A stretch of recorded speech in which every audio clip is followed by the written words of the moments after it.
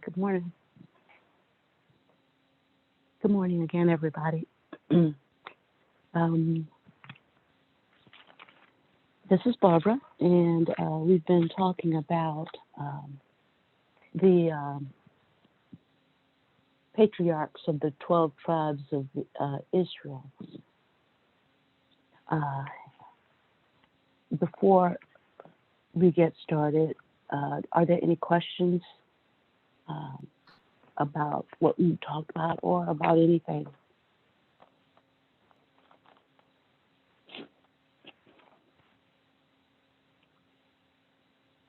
Um, I want to raise a question about, not so much a question, I guess, I don't know, maybe an observation that will help us to more clearly see that this is an allegory. And the way I arrived at that is the same the same conversation that Abraham had with Abimelech, Isaac had also, and that is about saying to Abimelech that his wife was actually his sister, and the response of Abimelech was pretty much the same thing it was with Abraham. And I thought that was very interesting, not only interesting, but also a repeat of that conversation, that action speaks more to what this is saying to humanity than it is a story or biography about someone's life. I also would like to add by saying that when the sages say that he who interprets the scriptures literally is literally a fool, it's simply because during that period of time, rather than writing biographies, they wrote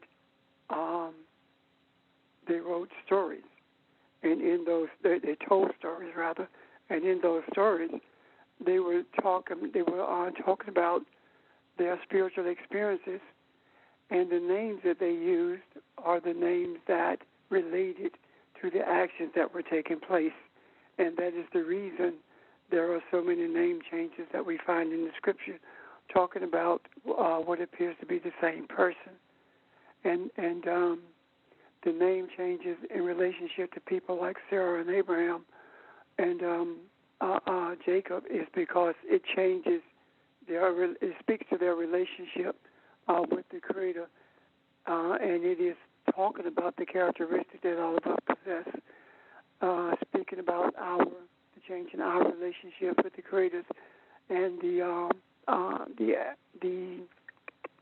opportunities we have at any point to be made aware of our relationships with our Creators. That's it. Thank you. Thank you. Any other questions or comments?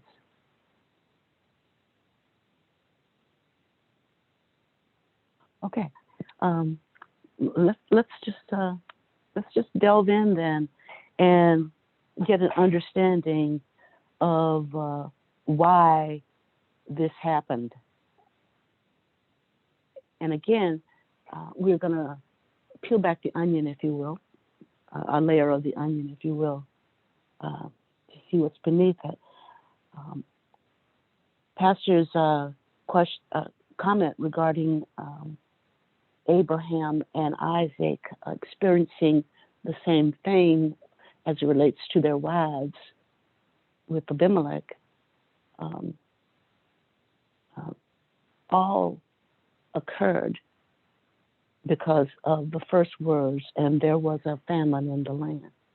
And so it may be a good place for us to start, to examine what a famine is, and and I'd like to look at it from a physical perspective and then a metaphysical perspective, a physical perspective, and then get this spiritual underneath it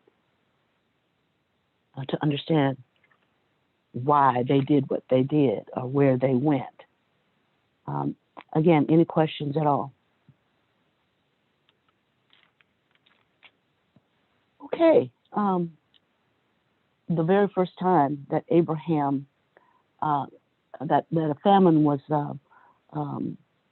specified in the Bible was during the time when Abraham, it was so bad that Abraham was compelled to go to the land of the Philistines. And that's the same as the land of Egypt, is what they are talking about. This is Genesis 12:10, by the way. And when he went down to the land of the Philistines, he took his wife. They sojourned there. They dwelt there temporarily. And it talks about Abraham going down to Egypt. Now, that's a geographical down as well as a spiritual down, in a sense. In terms of the physical, Egypt was to the southwest of where Abraham lived at the time. So it was down below where Abraham lived. Anyway, sojourn means to stay someplace temporarily, to turn aside on the road, and to stay somewhere in a place that's not your own. And if you're staying there, even temporarily, and that temporary stay may be longer than you intend, it doesn't matter. What matters is not your real home. And so you are dependent on the goodwill of that community. You're bound by certain things that they do. Certain parts of their culture may bind you, in a sense. In other words, you're sort of at the mercy of the people with whom you are dwelling. So Abraham went down to Egypt. Another way to say this in terms of the spiritual, and please jump in if you have other ways of understanding this as well. He lowered himself to a different level of that, a moral level, if you will, that science. He was influenced by his surroundings in a setting of danger. He was vulnerable. He feared. And so when he went down, he told the folk, he told Sarah the same thing. Ask them, please do me this favor. Tell them that you are my sister. And by telling them that you are my sister, my life might be saved. Because otherwise they would kill me. And he doesn't say they might kill me. He says, verse 12, if the Egyptians see you and think she is his wife, they will kill me and let you live. So please say that you are my sister, that it may go well with me because of you, that I may remain alive, thanks to you. Now, this is the same Abraham that God has already spoke to. The Creator has already spoke to him and told him, I'm going to bless you. You will be taken care of. But when he goes down to Egypt, when he seeks inside of himself, it's like going to the lower self, that part that's if you want to take it inside, it's like internally consulting with or going down or listening to that part of yourself that's um, the lower realm, the animalistic. I fear for my life kind of thing. Fear is based there as well, and so that's what Abraham did. Uh, the Creator had already spoken directly to him, yet in this place, this strange place, this different place, he feared. And so the question is, did he trust God totally or not? And at this point, from my perspective, he did not, because he made provisions for himself to be protected when the Creator had already told him that he would take care of it. Let's see if there are any other comments as it relates to that. This is the first time that the famine was addressed in the Bible.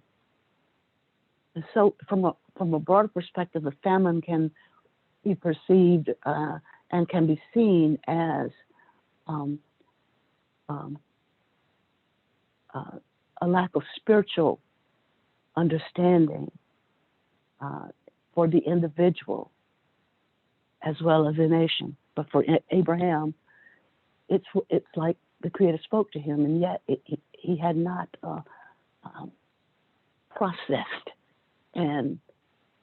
to the point that with certainty he trusted that. Now, I know that's different from what we've talked about before to some extent, but let's see, are there any questions? Any comments? This is Nick. I have a comment. Have that.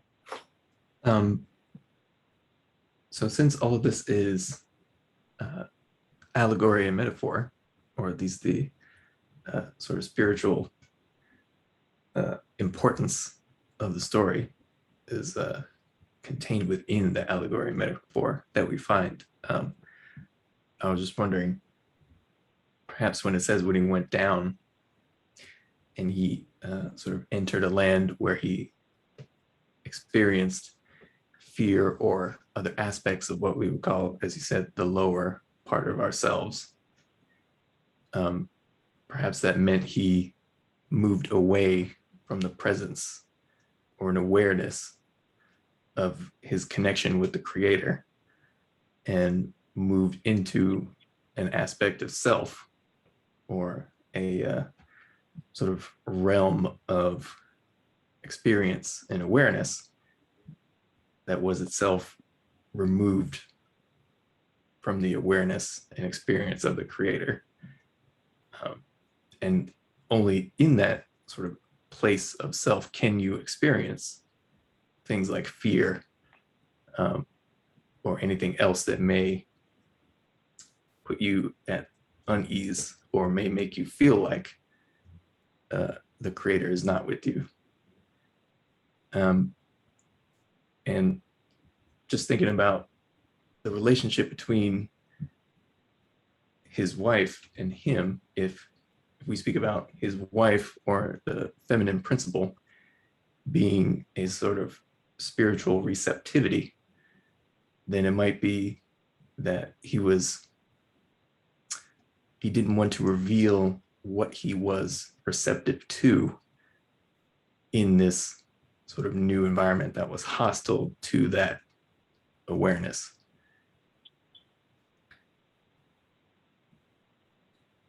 Thank you, Nick. I do agree with you. It says went down into Egypt, into that land, the land being the consciousness, and so his consciousness was different as he went down to Egypt, metaphorically.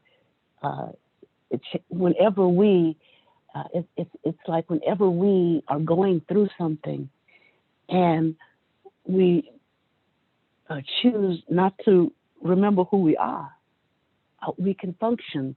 We allow our speech, we allow our thoughts when we allow our actions to be different from what we know and who we are authentically, the Elohim that we are, the human that we are,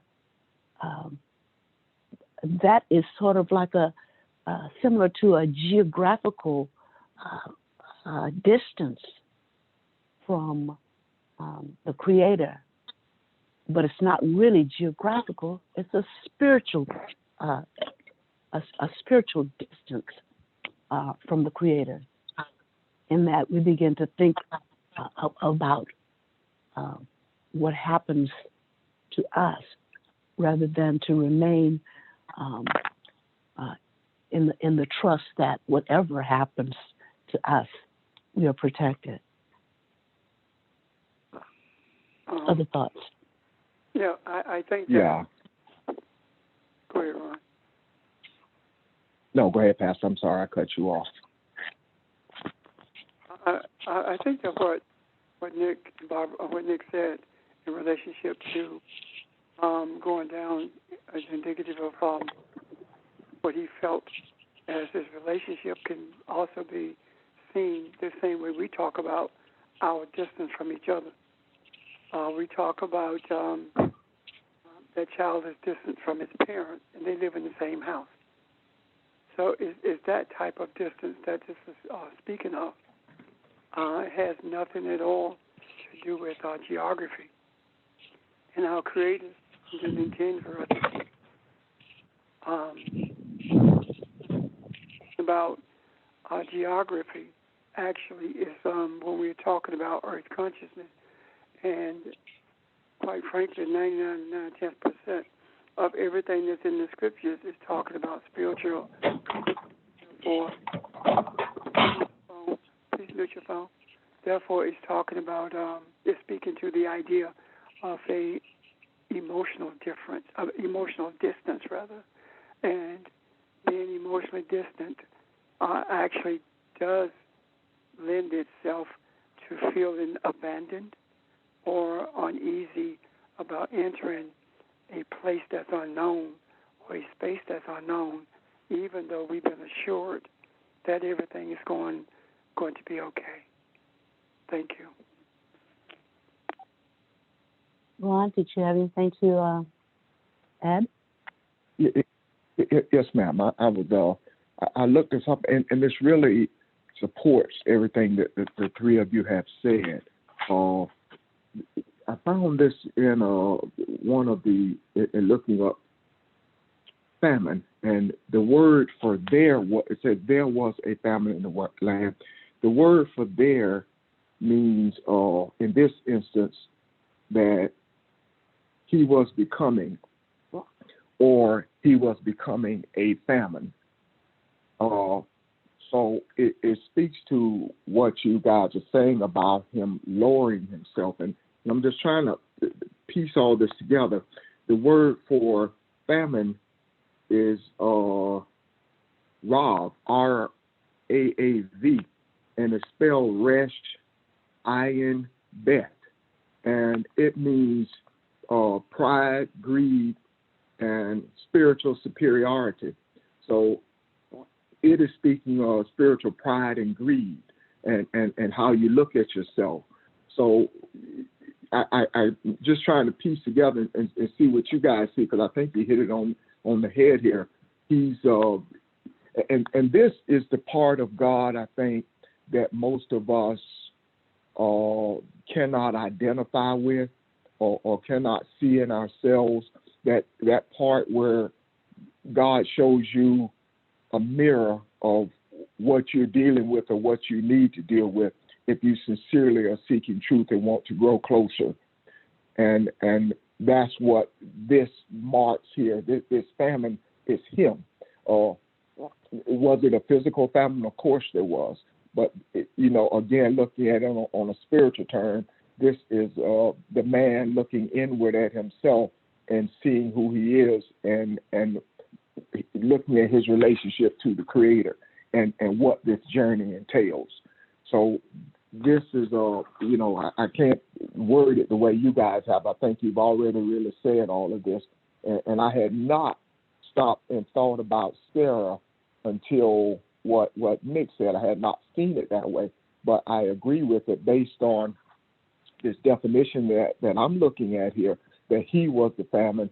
Then if Sarah, being that spiritual side of him, could not be revealed, that could not be disclosed at that time, why he was going through this shrinkage away from the Creator.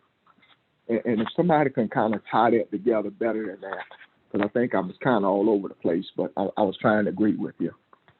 You're not all over the place, but would it be that she could not? Is it that she could not be revealed, or is it that he refused to see it?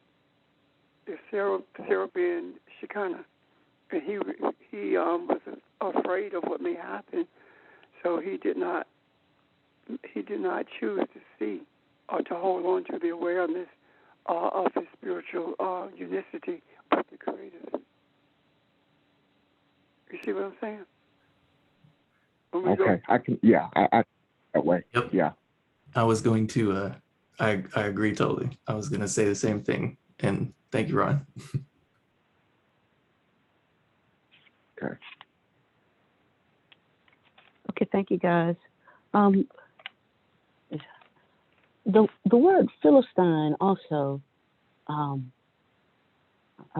trying to, I forgot to look that up, but I believe it has to do with a materialism and those kinds of things. So all of that plays into this thinking of the self of Abraham at the time. And I wonder also if where Sarah's concern relates to the Shekinah in all of us. And when our thinking changes, when we are thinking from a place of fear, that sort of like pushes the Shekinah away from us in our thoughts and thinking, and we allow other things to lead our thinking. So the Shekinah is always there, in a sense, but we choose to not hide it, but choose to let it take a position of less prominence when we make decisions that are materialistic, that are outside of who we really are. And so, as you said, Nick, this relates to Sarah as well, and the way that Abraham viewed her. Because if you look at it, from a physical perspective, it says that Sarah was very beautiful. But from a spiritual perspective, there's more than just outward beauty to the Shekinah. It's something that he feared the Philistine in him, the material part of him, would take away because of her value as the Shekinah, in a sense. Barbara. Go ahead. Philistine speaks to an immigrant or sojourner. The land of sojourners. It speaks to, actually, it's the word from which Palestine comes. And Palestine is a land of immigrants. And Abraham saw himself as an immigrant there in Egypt. So with that in mind, where we are currently physically located is actually Palestine, because this is a land of immigrants. And if we look at it from the purely spiritual perspective, then Abraham is not only speaking of being an immigrant in a physical place. Abraham is talking about his thoughts living in a strange land as well, or his consciousness being different than what it once was or what he anticipated it to be. As where we are, if we look at immigration from a spiritual point of view, it's a different thoughts that are in our consciousness, giving us opportunity to attach ourselves or to become one with the thoughts of our choice. And the choice is those of righteousness or unrighteousness. I'm done. Thank you very much. Ron, did that round that out a little bit more? Because I'm with you. There's, things seem, the pieces are there and they just have to be connected. Yeah. I saw something too, what Pastor said. See, Abraham is the one that says, I know that you are a beautiful woman. So looking at the Philistine part of him, could it be that, use for an example, the word curse, if somebody says you are cursed, it seems negative, and without spiritual insight, you see that from a bad place. I'm doomed.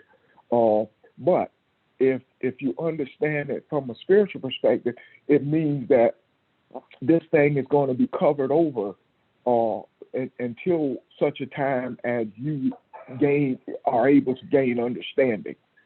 So it's not what you think it is, but it depends on how you see it. You bring life to what you see.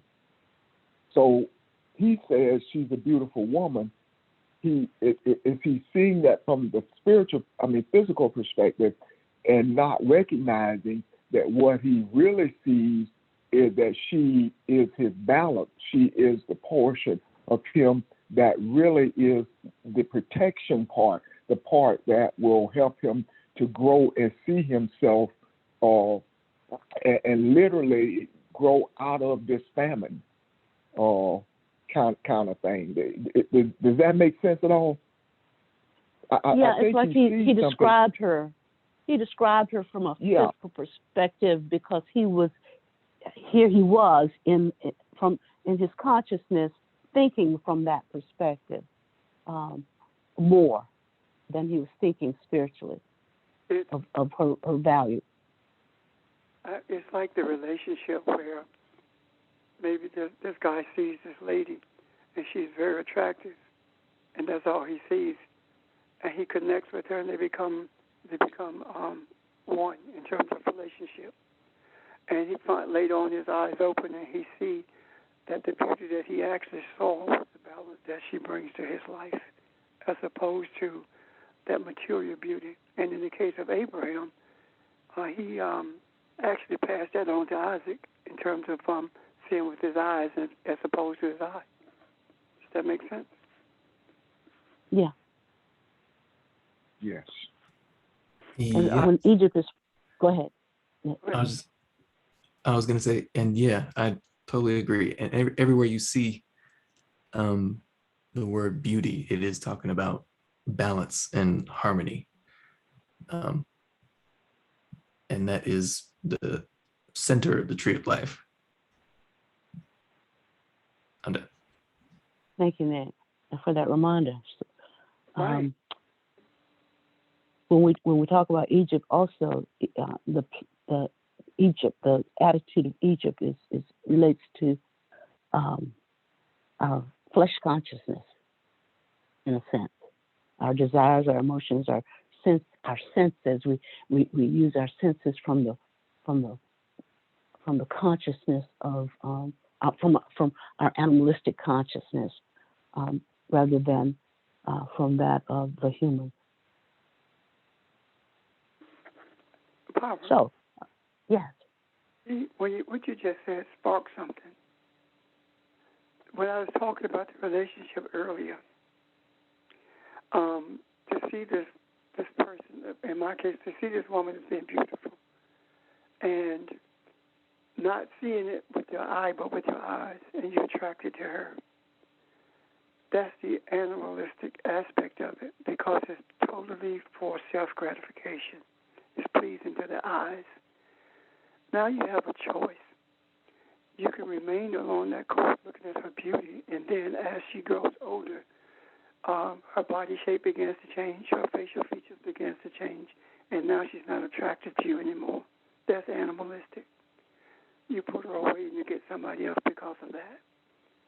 Or you have the opportunity to see what you really see in her, that she's actually that balance. And regardless of body shape changing, facial features changing, she's the same person who has grown even more beautiful to you, because you see how the depth of balance that she brings to your life. And when Nick said that it's the center of calling and the tree of life, it helps you to see that without her, you don't exist, and without you, she doesn't either. So that connection between the two of you is indeed balance itself. I'm done. Thank you. Other comments? This is Audrey. Good morning. Morning. To me, it's kind of seems like Abraham he saw Sarah through his eye, but when he went into this lower consciousness with moving into the land of the Philistines, I think maybe he thought they would see her like he saw her. And I don't mean physical beauty. I mean, maybe they would see her as that balance and think of her as someone who would be good for them. So I think he's seeing it both ways. He's seeing her with his eye, but because he lowers himself into this physical consciousness, he's thinking about how they will see her too.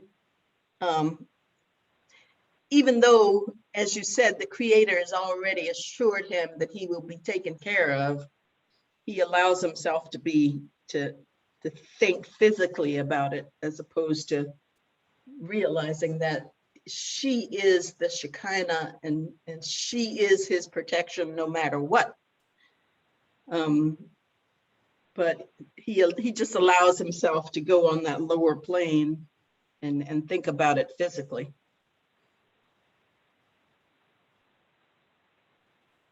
What are some ways that the famine, the dry spiritual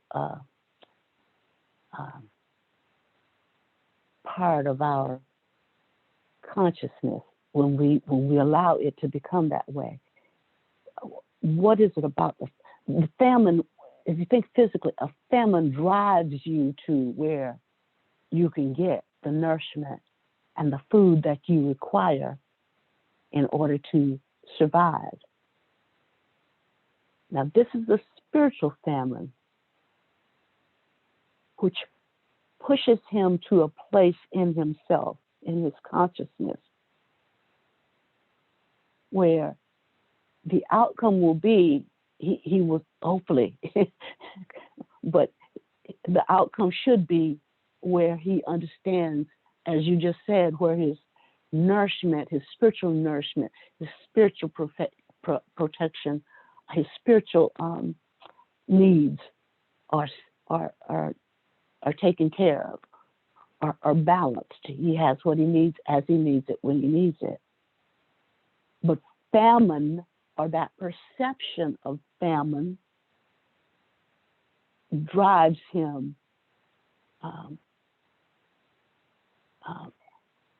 in a sense, sort of separates him, or his consciousness from what he knows he is for a period of time. He allowed himself to dwell somewhere else apart from the balance and the beauty.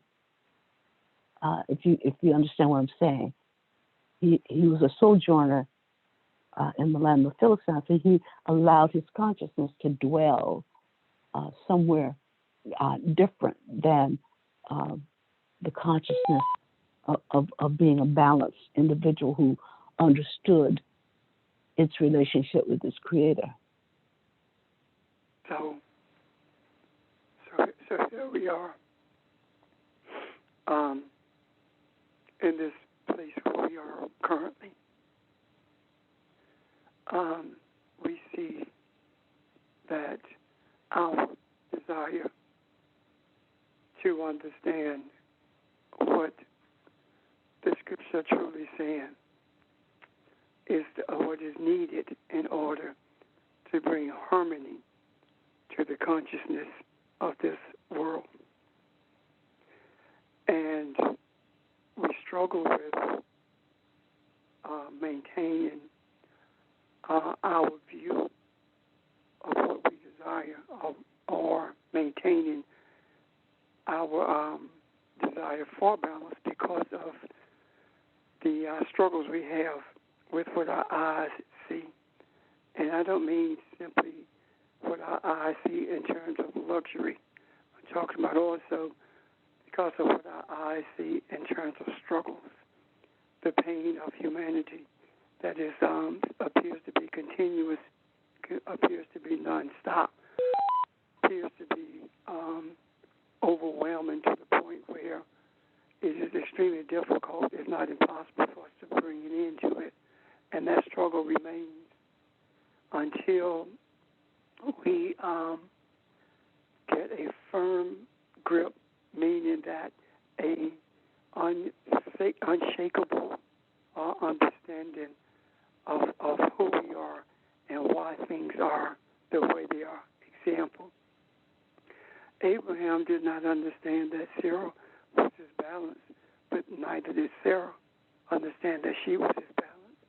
And when both of them got on the same page, that's when things changed. And in the case where we are now, what does it look like when we talk about being on the same page? Are we talking about being on the same page with the true nature of what is in relationship to the scriptures, regardless of where it carries us? Or are we talking about being on the same page when all of us are able to see the scriptures the way they are? And I mean those of us who are searching for truth. So I ask that question because I do believe that there are aspects of the scriptures that we have not been shown yet that's going to rock our world. We talked about some years ago about Jesus and Mary of Magdala being married. We're talking about concepts of masculine and feminine being reunited. That in itself shook us when we saw that. However, I do believe that there are other things in the scriptures that's going to shake us even more so than that did if we are conscientious enough to seek them and if we are courageous enough to speak about them when we see them. I'm done. Thank you. Any other comments? Okay, let's look at the next time the Bible speaks of famine. And it's in Genesis 20, I believe, verse 2.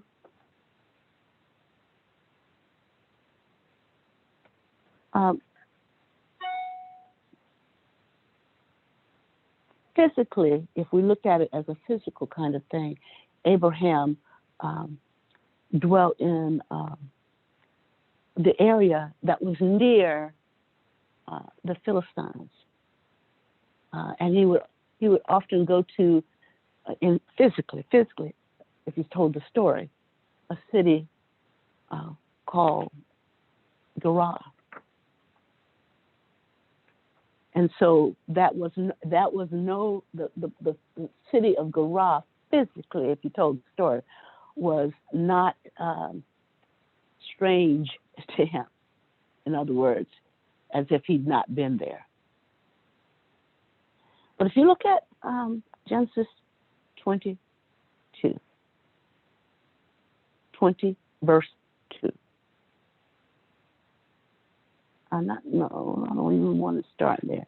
Let's just start with verse 20, verse 1. Abraham journeyed from there to the region of Negeb. Negeb means a dry place, and settled between Kadesh and Shur. Physically, Kadesh and Shur, Shur was on the road to Egypt. So, while he was sojourning in Gerar, that means he must have visited it from a natural perspective. Spiritually, we allow ourselves to visit, if you will, places in our consciousness that are not as healthy for us. We play around with things that are materialistic, that are where our lower self has the quote unquote opportunity to respond to it. He sojourned in Gerar. And he said again of his wife, she's my sister. Now he told the Pharaoh that in Egypt. He'd let it be known in Egypt. So King Abimelech had Sarah brought to him. That's the story. In terms of the spiritual, Abimelech. Yeah, go ahead, back up. Back up. Yep. When you said that he dwelled between Kadesh and Shur, Kadesh means holy. So he was between a place of holiness and Shur, which is a wall. And it seems as though he was struggling with his thoughts, or struggling with himself from within. And he came to the conclusion that he would say that she was his sister. I'm trying to understand why it would be between Kadesh, which is holiness, and Shur, which is a wall. Well, a desert place. That's what it is, desert. Okay. Yeah. In terms of the context also of the story itself, this is when he had finally separated from Lot. And Lot was the last kind of connection he had to where he came from.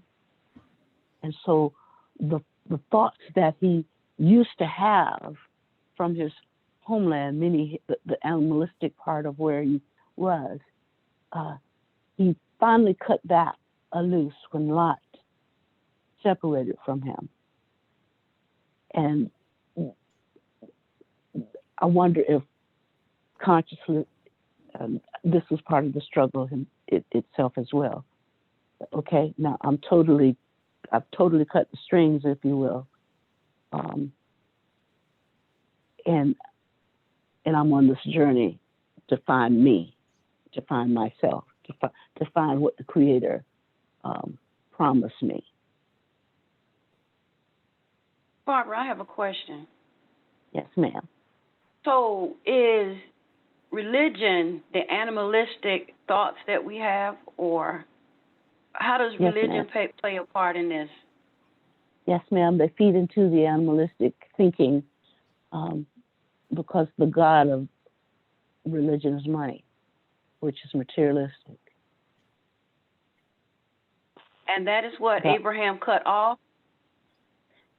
It's symbolic of him cutting off all that he was tied to, even the gods that he worshipped, that his father worshipped back in the land when he first left, when Terah, his father, and he and Nahor's son Lot first left, it was like that inner journey began, that inner seeking began. But we have things like attachments that we hold on to as well. Lot was symbolic of an attachment to the old way of thinking, the old world, in a sense. And so all of that had just occurred as we get into not just occurred, but around the time as we get into Genesis 20.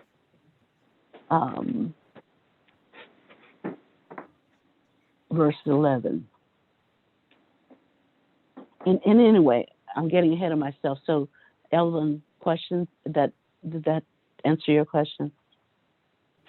Yeah, it did. I'm still thinking no, but go ahead. Go ahead. That's fine. And so here we are again in Genesis 1, Genesis 2. Abraham said of Sarah, she's my sister. So the king had her brought to him. Now, that's the story. What's underneath it? Underneath it, Abraham understands, as he did before, that Sarah was a part of him, that he needed her and she needed him, that she balanced him, but he didn't understand the totality of what that meant. Because had he understood the totality of what that meant, the fact that as each other and as one with each other, they could have overcome anything. He did not understand the totality of that at this point.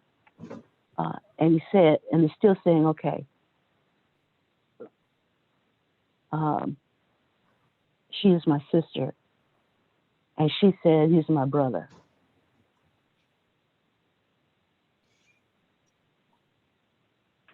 But when Abimelech found out that she was his wife, the story says that God came to Abimelech in a dream by night and told him he was going to die because of the woman, because she's married. Here's the story. Here's the thing. Abimelech had not physically, from the story's perspective, had not physically touched the woman yet. And he says, well, what, would you slay me and would you slay my people? I have not even touched her yet. I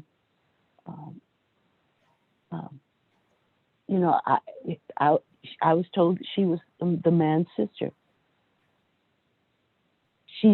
He told me himself that she's my sister. And she also said he is my brother. He says, my heart is blameless. My hands are clean. I haven't touched her. And so the Creator allowed Abimelech to know that it was because of the Creator, that he did not touch the woman. Now, part of this, the spiritual underneath it, relates to the potential defilement of the Shekinah by the animalistic nature of Abimelech. He saw with his eyes, as Pastor said, that was the lust of the flesh, lust of the eye, lust of the flesh, and pride of life. It's almost like Abraham was dealing with these three mortal kinds of attributes while he was struggling with understanding the balance that he and Sarah were. Abimelech, same thing, lust of the flesh, lust of the eyes, pride of life. All of those are tied to the lower self. When you're lusting after the flesh, and you're lusting after through what you see with your eyes, all of that relates to the lower self. And so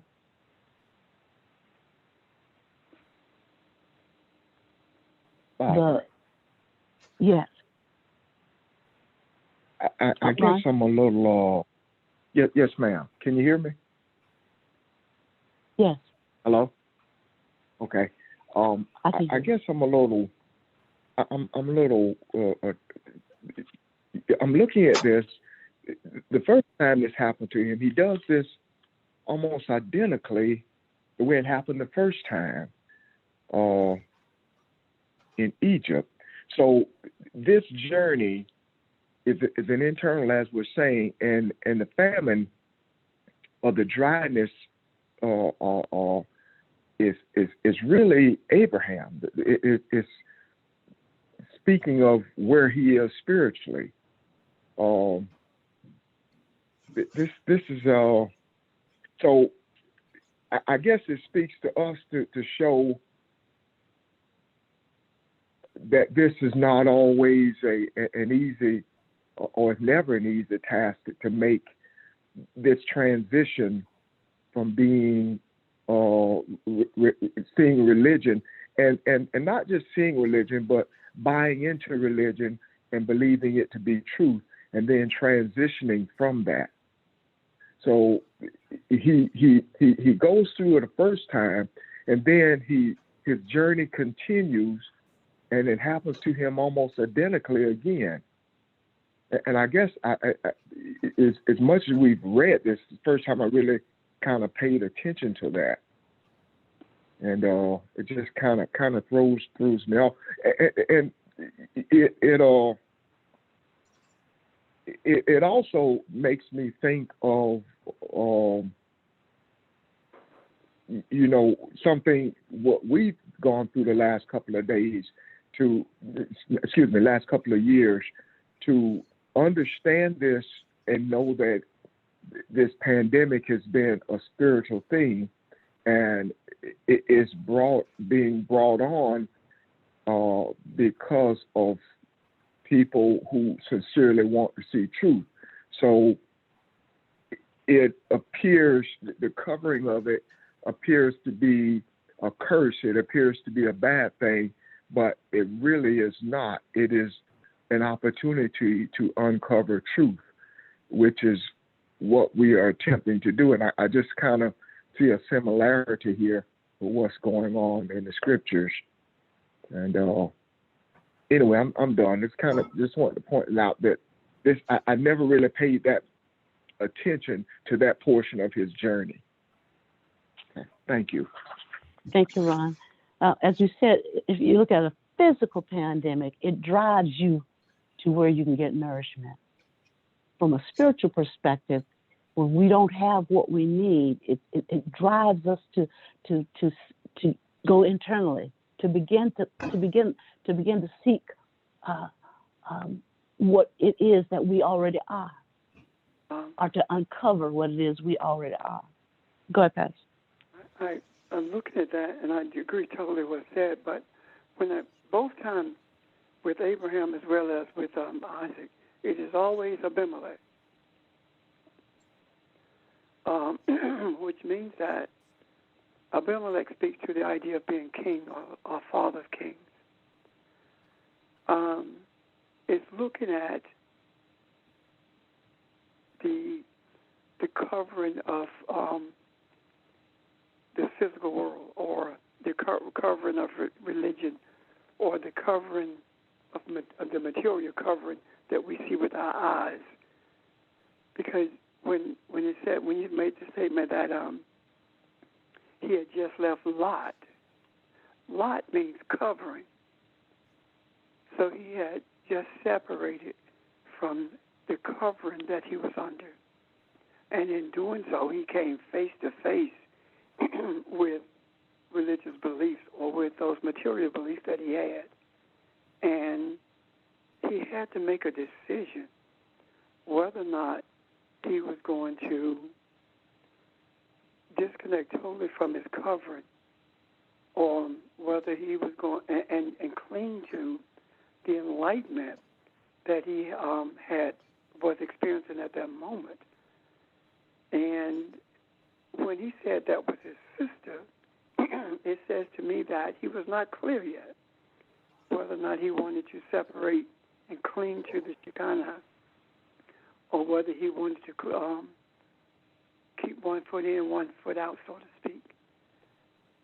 With Abimelech being, he was more afraid of Abimelech than he was desirous of being one with the Creator, or being one with the becoming balanced as he had left his covering, which is Lot.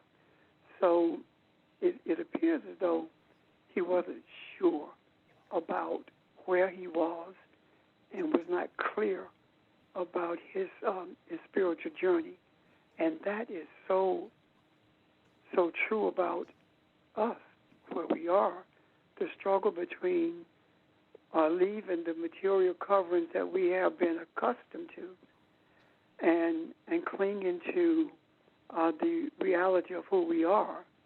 And what happens when we come face to face with it, there are those of us, and I tell you quite frankly, I've been there, who has struggled with maintaining that relationship with the religious coverings that we were a part of, or the religious sector that we are part of, as opposed to making a clean break.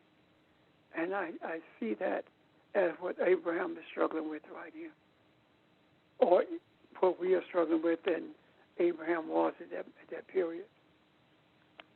I'm done. And that's that resonates with what Gerar means. Gerar, where he was, where the story says he was, has its root in a word that means to drag away.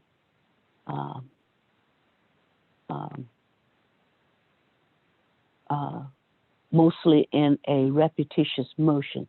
In other words, it's like a cow that chews the cud and swallows it, but regurgitates it to chew some more. In a sense, that's the essence of the meaning of Gerar.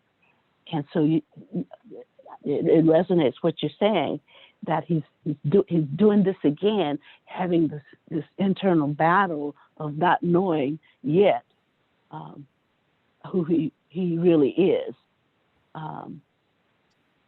And Abimelech, the king, is sort of like, are you going to be dragged away to this animalistic, where your animalistic nature is ruling you, or not? So that resonated when you said that. Okay, here he is again. He's chewing again. He's regurgitated all the things that he dealt with the first time in his consciousness as being famished, and he's doing it again. Okay. All right. Other questions about that? It tells us then that the story projects that Abraham was a guy who obeyed the Creator, but there were opportunities there for him to wrestle with who he thought he was and who he really is, same as with us now. Even understanding what we understand now, we still have those times potentially where we can be dragged away again toward that animalistic nature, and something that we've already thought we were done with that thing. We'd already worked it through in terms of our thinking, that it spirals back up again. It's like regurgitating it and chewing on it again. And how many times have we done that? If we chew on it again and again, we've not dealt with what's spiraling up in our spiritual consciousness. We've not dealt with it yet, and that's where many of us are. We're chewing again, and each time we get close to allowing that thing we've not dealt with, that challenge we've not dealt with,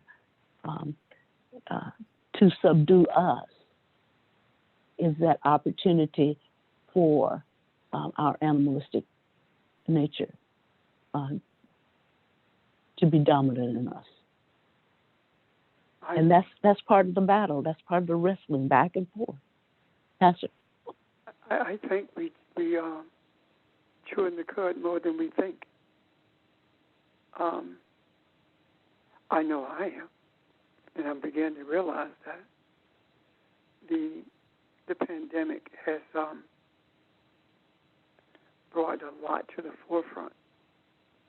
Has opened my eye even more so. Not so much seeing what's going on around me as seeing what's going on inside of me. To be quite frank with you, I am so doggone tired of this pandemic that I don't know what to do. However, even I do realize the necessity of it being, yet that does not mean that I'm not sick of it. And I have to battle, I am battling with how I feel about those who are prolonging it, how I feel about those who have created a consciousness in this earth that has put us where we are, how I feel about my relationship with them. All of these things I am wrestling with. And I do believe that I'm not the only one who's wrestling with them. And I believe that one of the reasons anyway, that we cannot leave this section of Genesis where we are is because we are being shown with a greater clarity where we are.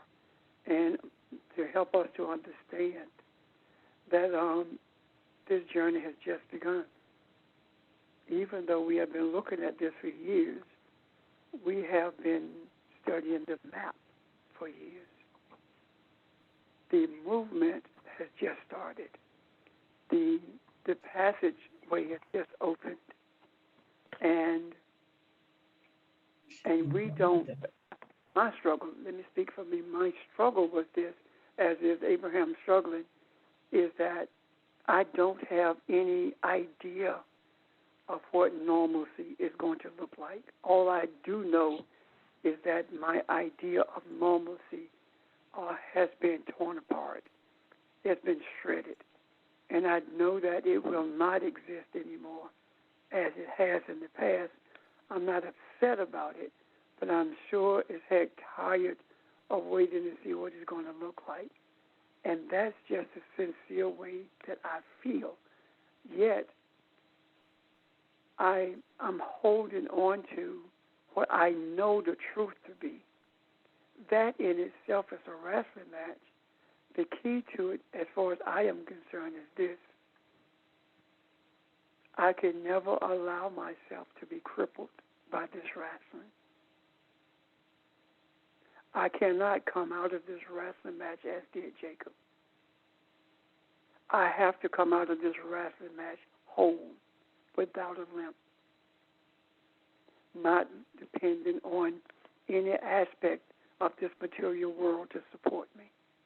And I don't mean support in terms of material. I'm talking about this material world to give me a sense of being, of who I am.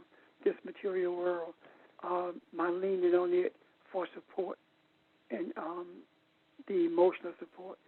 My total emotional support must be from the essence of my being, from the creators who brought me into existence. That's where I am, if that makes any sense. Thank you, Pastor, for sharing that. Yes, it does. So, yes, who is it? When I said that of Jacob, there's no doubt that Jacob is not the man that we thought he was, that we've been taught he was. It is no badge of honor that he came out of his struggle with his messenger with a limp. That's not a badge of honor at all. That is saying that he came out of a cripple because he really did not care to hold on to the totality of what he was shown. He was still struggling when he left. And if we admit that we are still engaged in this struggle, the day will come when we will not walk with a limp anymore. Thank you. Thank you, Pastor. Other comments?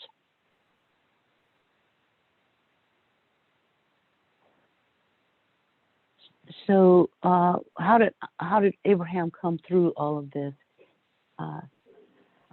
In terms of where he was physically, he was richer than when he went to Gerar, because the king bestowed things on him, and also made an agreement with the king that he would not harm the king and his people. And what this says to me is that Abraham had overcome, from a conscious perspective, had overcome enough to understand that, and the king understood. The king of lower conscious understood that Abraham was a man to be reckoned with. That Abraham, the higher self of Abraham, was someone who was protected. That the higher Abraham, in terms of himself as the family, that once he understood his role, and he acknowledged that, okay, you got me, my wife, this really is my wife, and she really is my sister, though. He began the journey of getting in touch with his higher self again. And he left religion behind. He left the potential rulership of his lower self behind when he left Abimelech.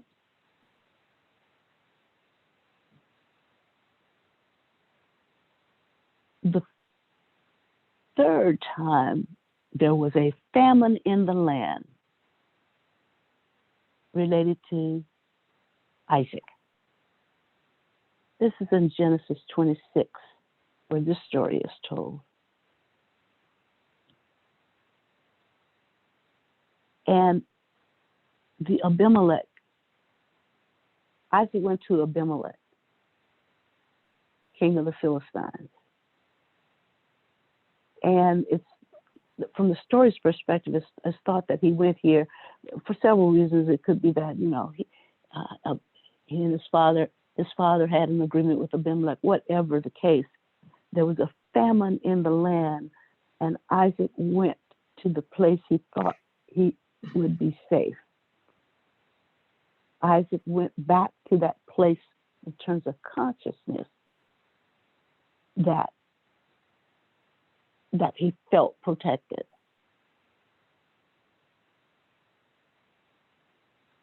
But what happens here is,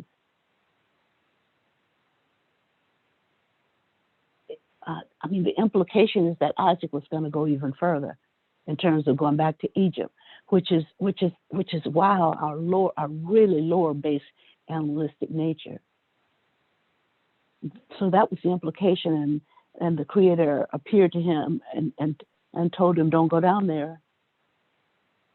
Stay right here in this land, because you're going to conquer this land. You're going to get control of who you are here. You're gonna be the master of your animalistic nature here. Stay here. Remain in this land. Remain where you are, and understand that I am your protector. Just as Abraham obeyed my voice, he said, and kept my charge, my decrees, and my laws, I will make your descendants numerous as the stars. I will make the remembrance of you, because that's what children are, memories and thoughts. I will make them as as as as great as the stars in the sky. So Isaac settled in that place of Gerar, which I said was, I think, dragging down, as dragging away. And when the man saw his wife, he told them that she was his sister. He did the same thing. Again, he was afraid to say that she was his wife because she was beautiful. It's almost like he lost his sense of balance again here. That up to a point he was somewhat balanced. But when the spiritual dearth, the spiritual dryness began to take hold, and he moved in terms of his consciousness to the place where his father was, where it was like stuff was regurgitated. He began chewing the cud again. Yeah, it's like the Creator said to him that, enough. Let me remind you who you are. I'll remind you what I promised your father. That you don't have to go down to Egypt. You don't have to deteriorate to your base animalistic needs. Stay here. And this is the land I'll give you. This is the consciousness that I'm going to allow you and your descendants to be ruler of. This is the consciousness of understanding who I am and who you are in me, that you will reign over. This Abimelech that we're talking about in the story is the son of the previous Abimelech. And just like in Egypt, they call the pharaohs pharaoh. It's a title more than it is the person itself. It's whoever is the ruler takes the name of Abimelech. Just like the White House is a reminder of who the president is of the United States, or the crown is the title of who the monarchy is in Great Britain. Abimelech is the title of this ruler. And so, again, it smacks of understanding that spiritually, I am not going to allow myself to be ruled by my animalistic nature. Comments?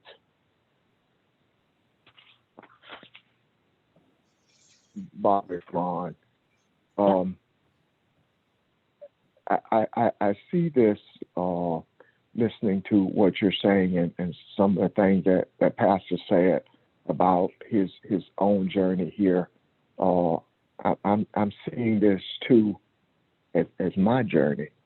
So Abraham represents that side of us that sees and trusts the Creator, but although we have been taught that that is the portion of us that is the greatest, it truly is just the beginning. Abraham speaks to that struggle in you, and even when he gets to Lot is a continuation of the Abraham. As we talked about the separation of Lot being the key.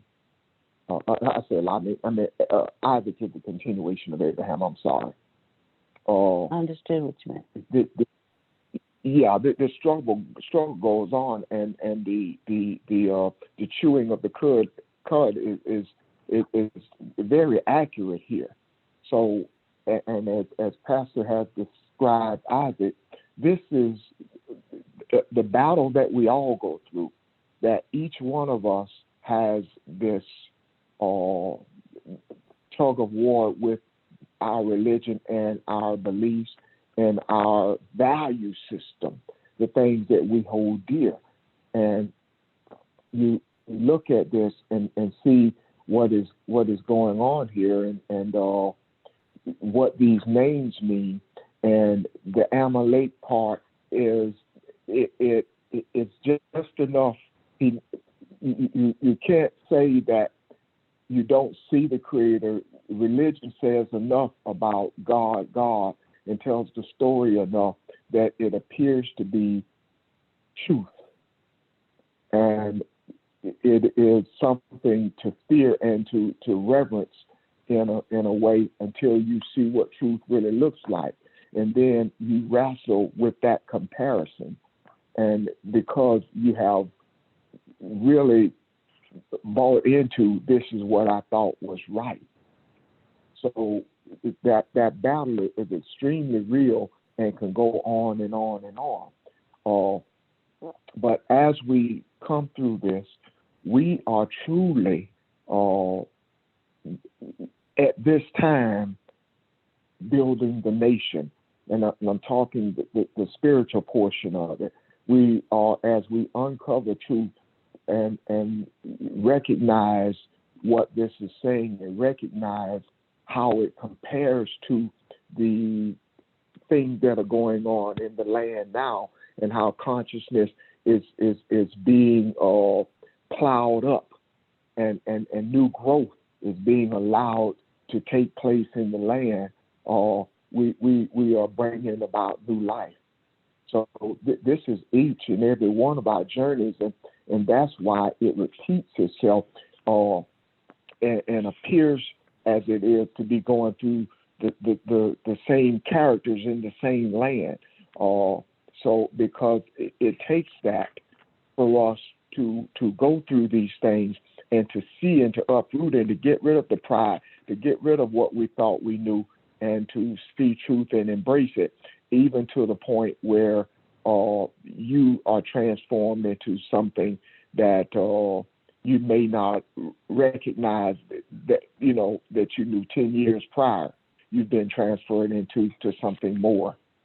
So I see this as Ron's journey, and it's Barbara's journey, and it's everybody's journey. This is uncovering of truth, and no doubt we will visit this sometime again and see more in it. But I just appreciate where we are with this. That's all. But thank you. Thank you, Ron. Other comments? Barbara, earlier you Yes. had mentioned that if we do what God has asked us to do, then and it was a lot of stuff, but we will reign over our thoughts, or if we become one with the Creator or with God, we will be able to reign over our thoughts, right? Yeah. And reign means what? In other words, our thoughts don't rule us. The Elohim that we are reigns over our thoughts. So our thoughts, our words, and our action begin to align themselves in unicity. And what the famine in us shows us that famine can be seen as the curse or something bad, or famine can be seen as an opportunity to see ourselves, the authentic selves. A famine lets us know where we are, lets us know where we stand. And whatever thoughts and words and actions we have in the process of the famine lets us understand, are you still tied to materialism, to the physical? Are you still tied back there where that's what you allow to rise up in you? Are you still tied there so that you allow fear to rise up in you? And the famine is a way we being the family, it allows us to, it's a mirror in a sense. And we can choose to call that famine a curse, or we can choose to know that it's an opportunity. And when we choose opportunity in our famines, in us as famine, it opens the door to other possibilities. Whereas if we see the famine in ourselves as a curse and something I did that I shouldn't have done as a consequence of disobedience, it's like we're boxing ourselves in there. What happened with Isaac is the Creator showed him that, okay, stay here. Don't go down. Don't digress and go all the way down to Egypt, to that base animalistic nature anymore. If you stay here and you know who you are, I am with you, then I will show you how to even rule over all these lands, all this consciousness. I will be with you, and you will reign. That's what that you will have authority over your thoughts. Evelyn? I got it. Thank you. I got it. Are you sure? Yes, you broke it down very well. Thank you. Oh, okay. So at this place of consciousness, we have the opportunity, and we know what we've been talking about during this pandemic that we're in the midst of. But look how understanding and seeing it with our spiritual eye has changed things all along the way for us. And in spite of what the eye see as continued chaos, the eye sees this as a means by which other people as well as ourselves understand the famine in us, and we allow it to drive us, to move us. Famines move people physically to where they can get nourishment. We allow the famine in us and are grateful for the famine in others by putting in the macro that says it moves all of us toward truth and toward understanding and toward embracing who we are.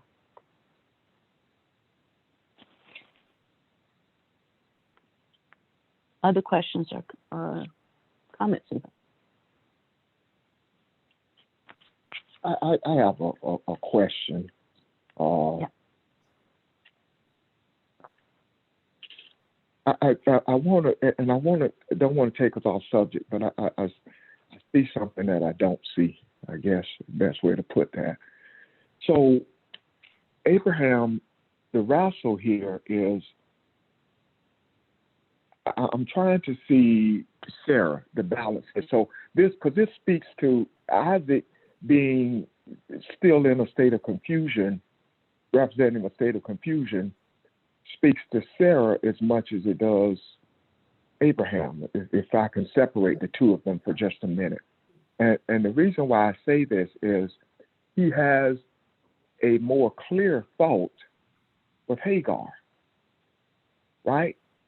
So you mean Abraham? You mean yeah? Who? Because he produced two different seeds. He produced two different seeds that have two different types of meaning. So he's on the one hand, on the one hand, I guess he's struggling with how his journey starts, and then the other hand, is he influenced by Egypt? Is that what is that what produces Ishmael?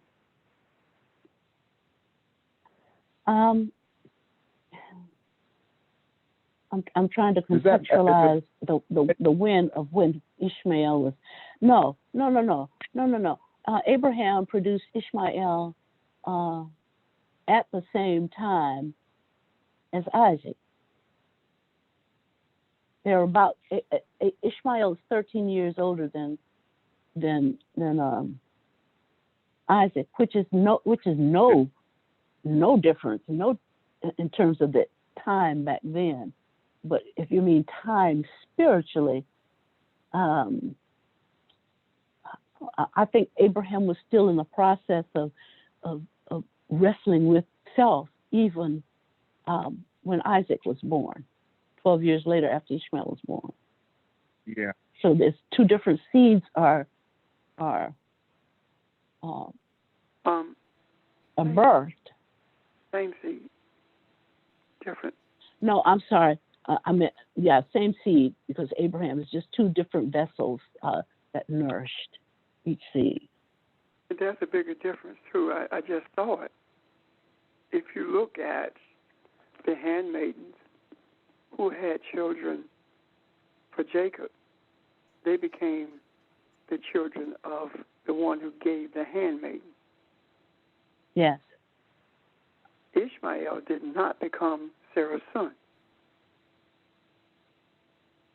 That's true. Which means that Hagar became Abraham's wife. Otherwise, if she had remained a handmaiden, that would have made Ishmael Sarah's son.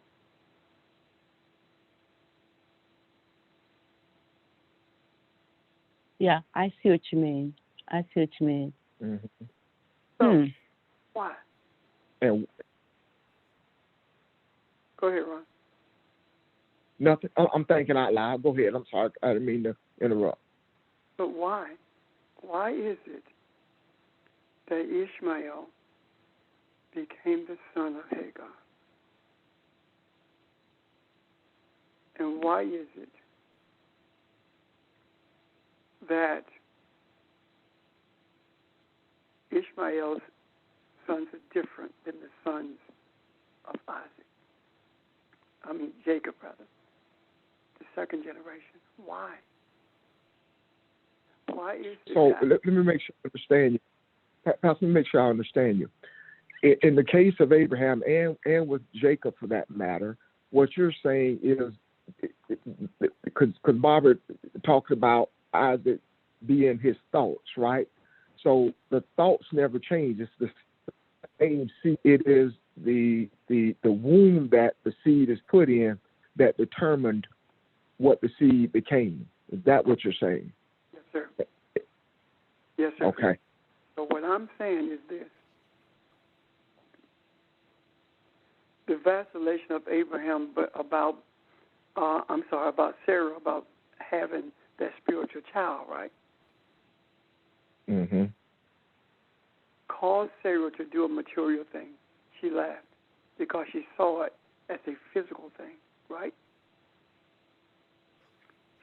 Suppose that seed that was in Hagar became the spiritual seed.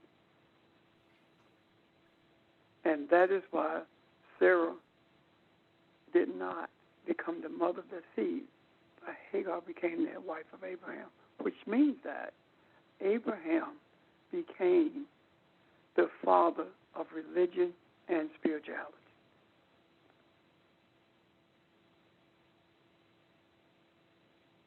Mm-hmm. Now, how does that relate to?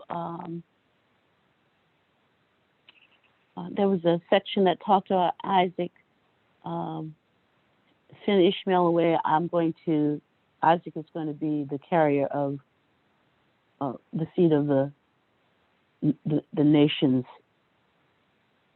I have to find it, but there was something that related to that.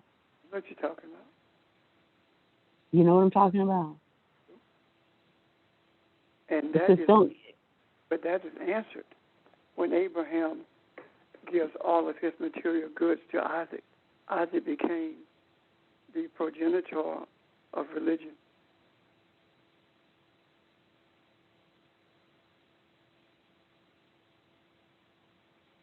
and Ishmael That's a became the progenitor of.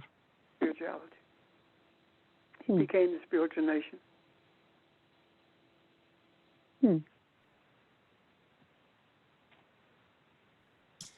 And notice how Ishmael has the fire Yeah, sound. it's got the God hears.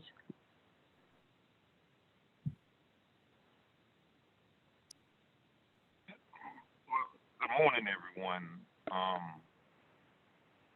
Good morning, One of George. the things that I ask, thank you. One of the things that I ask that we do explore, and this goes back to what Miss Evelyn said, or what she stated, the excitement God has in giving instructions. And you can look at the instructions that he gave Abraham, you can look at the instructions that he gave Noah, the instructions that he gave Adam. God knows proper instructions motivate people. So we always have to keep that in mind. And even if you don't see it in God, do you see it in yourself when you give proper instructions? You're excited to give proper instructions. At least I am. I'm excited to give people, to teach my family how to drive. Hey, this is the specs, and I'm excited to give proper instructions. So, with all I know of Abraham, my first introduction to Abraham was the sacrifice of his son. And God is maybe building him up. Follow my instructions, because I got something down the road for you. But that is just the excitement that God has in giving instructions. It motivates people. Everyone wants to associate themselves with motivated people or winners, so we shouldn't overlook the excitement God has in dealing with Abraham, also Sarah. Hey, That's George, it right can I make this interject something with you though? The better part of this, and I think where we are, is seeing that you are Abraham, and when we separate ourselves from Abraham and Sarah and all the other biblical figures that you name, it is harder to see those instructions. So the instructions that you're talking about is what we are experiencing. It's the experiences that we go through because we see them. The wrestling with them is the animalistic part of you that you see that you are accustomed to, that has brought you comfort, and that where most of your experiences lie. So when you talk about them and you separate them from yourself, it's hard to grasp and own those experiences. You see what I mean? So the excitement comes from knowing that I am one with the Creator. So all of this that is being discussed is about me, and that is taking ownership of those experiences that you're talking about, those instructions. If that makes sense. Nicely put.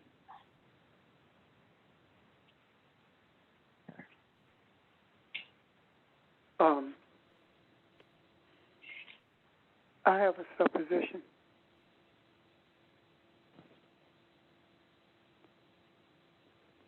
You hear me? Yes, sir. First of all, I do want to explore what I just said about Ishmael being the progenitor of spirituality. However, based upon what George and Ron just said, suppose that the reason Elohim is plural, creators, is because we create each other. And that's what it means to be our brother's keeper, the gardener, keeping up the garden, the keeper of the garden. We till the soil in each other. We plant the seeds and nurture them in each other. We seek to uproot those things that pulls us away from the insight as to who we are. Does that make sense?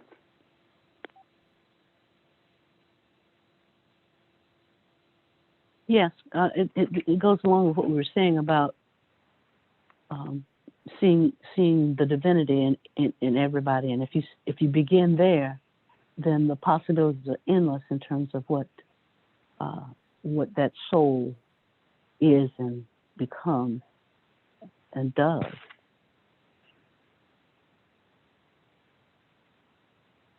So that means that we are responsible to each other, rather, in that it is our responsibility to nurture the divinity in each other.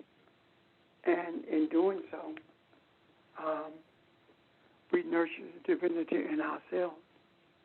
And it makes it a lot easier for us to become one with the creators, because I can see what's in you better than I can see what's in me that needs to be attended to. So the garden that needs Right. So the garden that needs to be tended is us tending each other. Yes.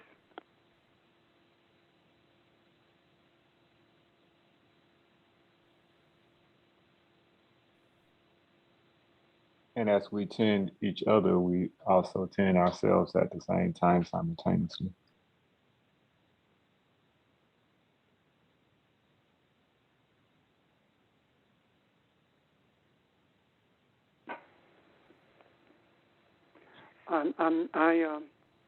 So your supposition, Pastor, Yes, ma'am. what was that again? Could Ishmael be the progenitor Spirituality. of spiritual? Yeah. That Jacob's limp made him his religion because he wrestled with it. There's no indication at all that Ishmael ever wrestled with who he is. No indication.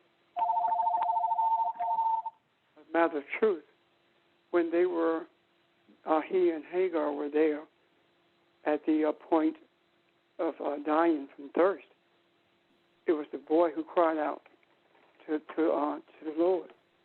So I don't see any place for Ishmael. Even when we, as Nick said, when we look at his name, it is very indicative of spirituality as opposed to religion. When we look at Jacob's name, it's just the opposite. So I think. Go ahead. I'm sorry, Pastor. I guess. Go ahead. Go ahead. No, sir. Go ahead. I see that as if you said that all of us Abraham, and we are. So we have the propensity to become the birthplace for religion, or we have the propensity to be the birthplace for awareness for who we are. We can be the ones who are animalistic with spiritual overtones, which is religion, or we can be the ones who are spiritual and with our journey being to carry spirituality to the ends of the earth so that others can become as we are. Does that make sense? Yes.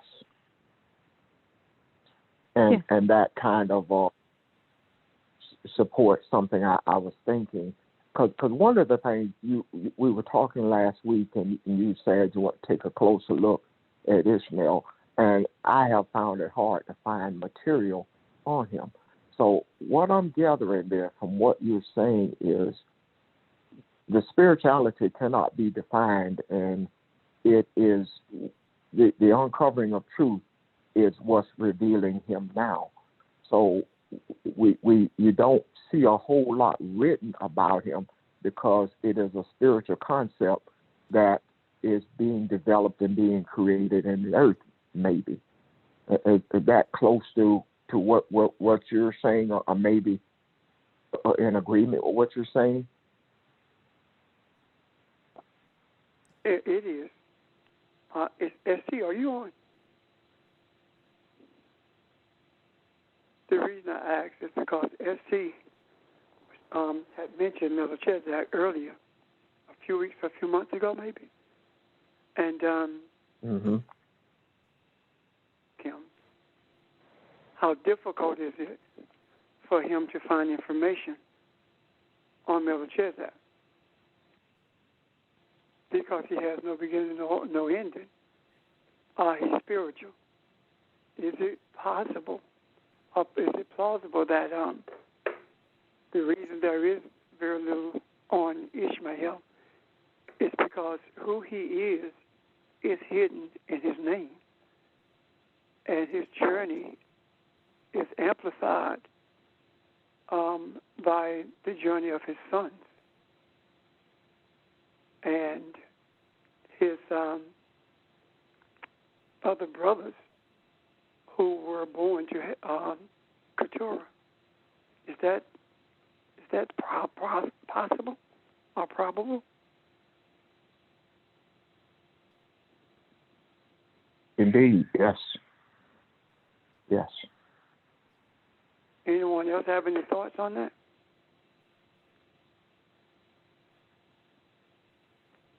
I for me, I think this calls for some some deeper meditation and study. I'm going to tell you why I'm so high on this. It's because what I have seen is that everything that we have been taught that can be disconnected, that can disconnect us, rather, from what people of color has done. Everything has been done to keep us away from it. Why is it that we find a struggle to believe that Ishmael could be that spiritual son as opposed to Jacob, when the reason we are taught that Hagar was a simple handmaiden as opposed to the wife of Abraham is because she was Egyptian. She was a woman of color. Yet, right before our eyes, we are shown that Ishmael left with Hagar, and that Ishmael was not Sarah's son. Yet, when we look at the sons of Jacob, we see the handmaiden birthed son for Jacob's wives. So why is it so difficult for us to believe? And I don't mean us just on this phone, I'm talking about period, that we have been duped in this regard as well. And that Ishmael is not just a spiritual attachment to Islam, but Ishmael is also a spiritual attachment to Christianity as well as every other religion in the earth. Because of every other spiritual belief system in the earth, I should say, spirituality in the earth, because of the religious nature of Isaac himself. I mean, Isaac had no desires, at least it's not shown, that he had any propensity for being the spiritual one. Not even within the aspects of his name and his journey. So, I'm done.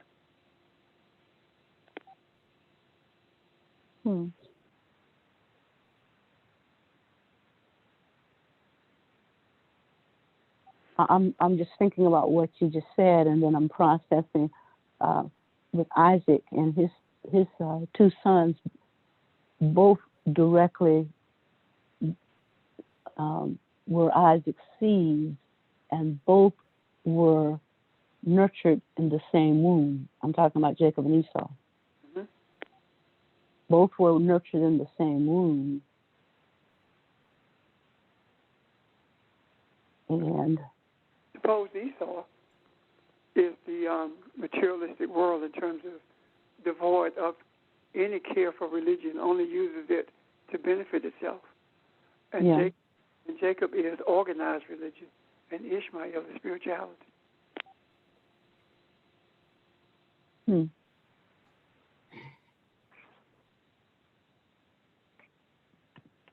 So you're going to teach us this, Pastor? If someone helps me find the lineage of Ishmael. I've got the lineage and I've got the meaning of the names. Just have to follow it on down, I guess. And that's the foundation of it all. Once we see the lineage of Ishmael and see where it leads us, it is at that point that we'll be more able to clearly understand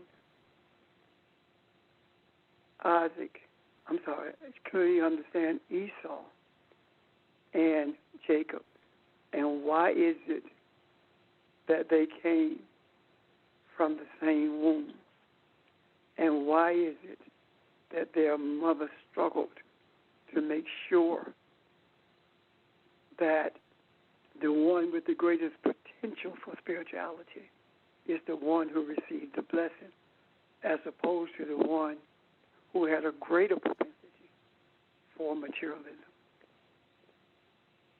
Does that make sense? Yeah. I have a question. So everything religion has taught us and has told us and is telling us is the total opposite. It's not spiritual. Am I correct on that? Yep. Because they always talk bad about Ishmael and all the other people. It's just like everything religion tells us is just not spiritual at all. It's totally the opposite. Well, look at the thing that talks about the right to life. It's just the opposite, isn't it? Yeah. So that's the right to life movement did not start in the government. The right to life movement started in church. Just the opposite. Think about it. The laws to protect the integrity of voting, they're designed to do just the opposite. This is what we have been seeing forever and a day. And I do think that when we are at that place where, as I said earlier, we are courageous enough to deal with it for what we see, then just maybe we won't be hobbled as was Jacob. Just maybe.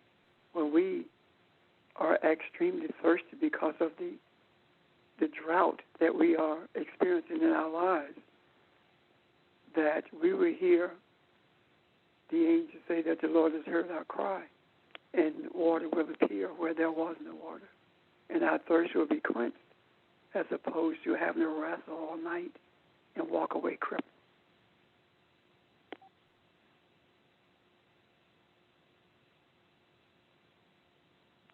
I'm done.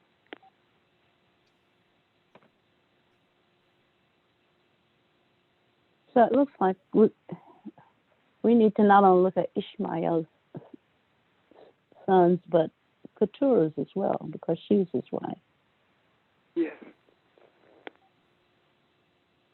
And I think that we'll probably see a parallel between Ishmael and the brothers that are his by Keturah.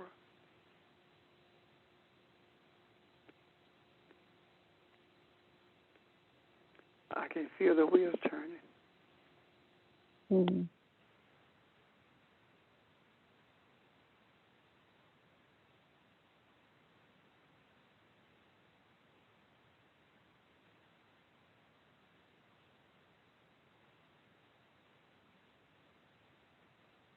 Hmm. Well, we just have to see. Hmm. What is it, Miss Barbara? No, I'm just processing. We just have to see. Um,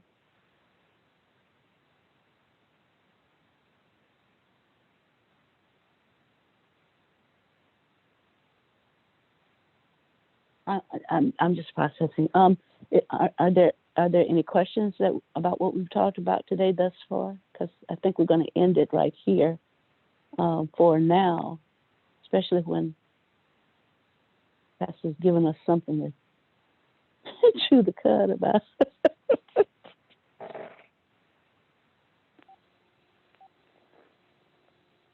We keep bringing it up until it becomes palatable enough to be digested, to be ingested and digested.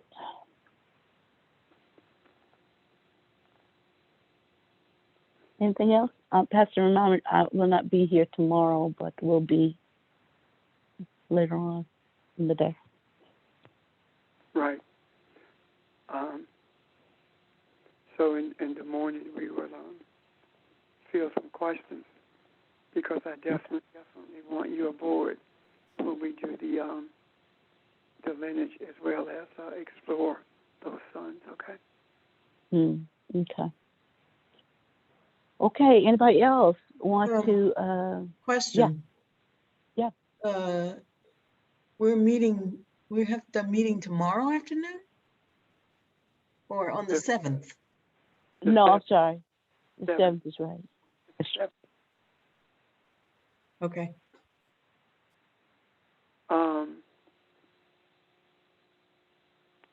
Let me ask this, Barb, before we go. I would like to see if there are any thoughts about what has been presented in regards to Ishmael and Jacob and their roles, just from anyone.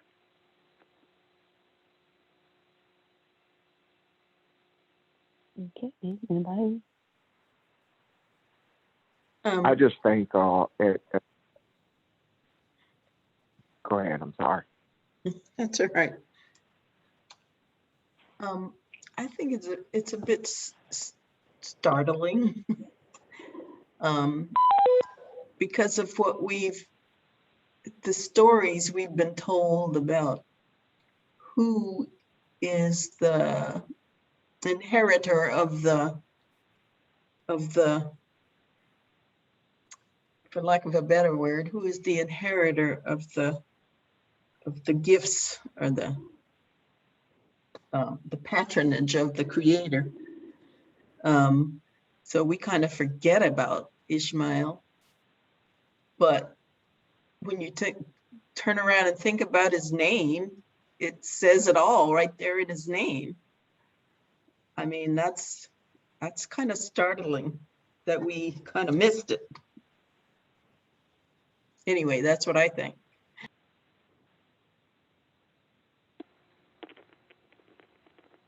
Hidden in plain sight. Mm-hmm. This is Ramel. Can someone reiterate what Ishmael's name means? God hears. Okay.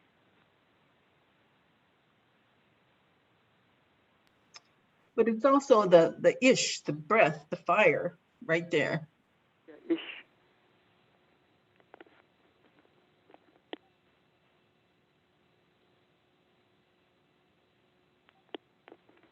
Only thing I was going to say is, and I agree with Audrey, this is an eye opener. Maybe at some point before we delve any further, and we've been talking about this all along, but maybe Pastor can do a summary of how we got here through this study and how we got to take a closer look at Ishmael and why we think that's important and how it ties into what this search is. Maybe we've kind of done that all along, but maybe it'll just kind of tie some things up all in the same place. Maybe that's where we can start tomorrow. Okay. It's funny how I heard the same loud silence when I asked for comments about that, as we did, as I heard rather, the first time I said that Mary of Magdalene was Jesus' wife.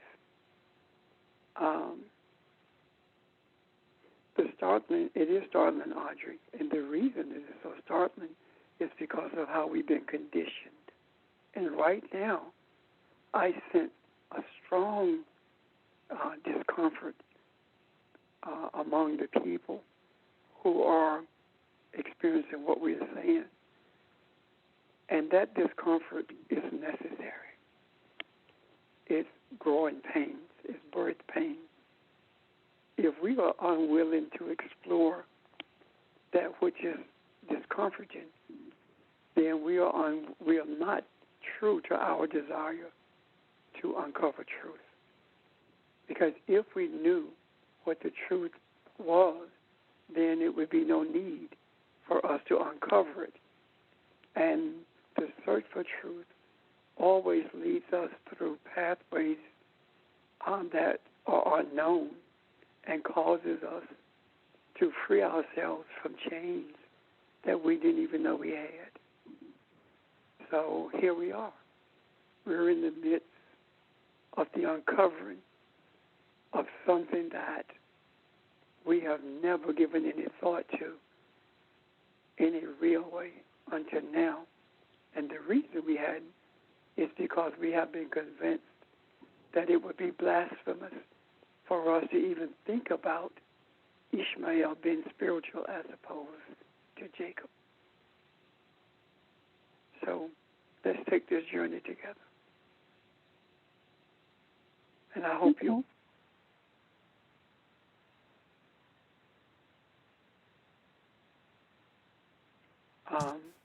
The last thing I want to say, Bob, before you do in the direction you're going in terms of ending it for today, I believe that we are at the core of something, and I, along with some others, have experiences that are burdensome, that are painful, that wrought with distractions. And please understand that the more that you uncover truth, the stronger the struggles will be to avoid distractions, because the distractions will be far, far worse than what they were in the past. The more your eye is opened, the more difficult it is to avoid the distractions, because they attack you at the point where you're most vulnerable. Thank you. Thank you, Pastor. Any other parting comments today?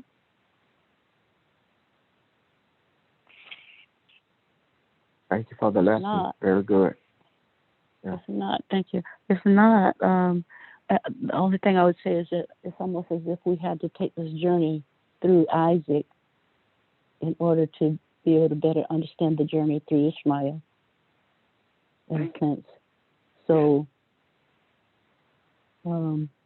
here we go. Thank you, guys. Thank you. Let the journey begin. Yeah. Everybody. Thank you, everyone. Thank you. Bye, everybody. Bye-bye, fam.